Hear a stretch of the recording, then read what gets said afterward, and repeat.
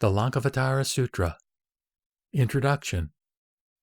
The Lankavatara Sutra, or Sutra on the Descent to Lanka, is an unsystematic and partial overview of the one-path teaching of Mahayana Buddhism.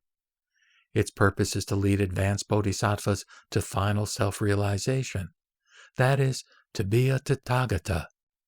It recounts a visit the Buddha is said to have made to the island of Lanka, where he explained the Dharma to Sagara, a serpent king, and later, at the invitation of Ravana, the king of the island of Lanka, to a vast assembly of advanced monks and bodhisattvas.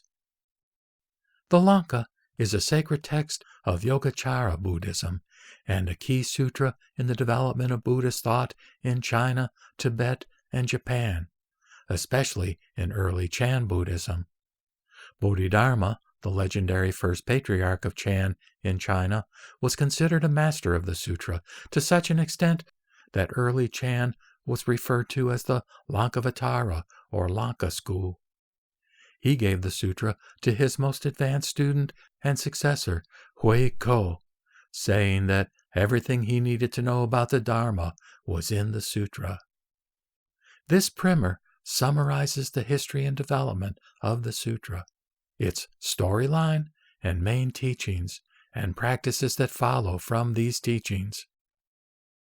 History and development. The origins of the Lanka are uncertain, but it may have been composed in India in Sanskrit in the late 4th century CE, though it first appears in historical retrospect in China in the early 5th century CE. Dharmakasima 385 to 433, an Indian monk, first translated the sutra into Chinese in China in the early 5th century, though his text is no longer extant. Gunabhadra in 443, Bodhiruchi in 513, and Shikshananda in 704 made later translations of the Lanka into Chinese that are extant. The various lengths of the translations indicate that the translators were working from different Sanskrit versions, a sign perhaps of the flexibility of the content of the sutra at the time. The most common format today has 9 chapters of prose mixed with verse and a last chapter in verse. Scholars suggest that the introductory chapter and the last 2 chapters were added later. Commentaries on the sutra were written during this period in China too, but few survive. Several translations were later made into Tibetan and then other languages, such as English. Although the sutra presents a comprehensive review of the teachings of Chan, the Diamond Sutra replaced it in the middle of the 7th century as a primary Chan text. A reason given is that the Lanka is an incredibly difficult text to understand without a teacher, so a more palatable text was sought as the first Chan monasteries with large numbers of students with different levels of understanding formed.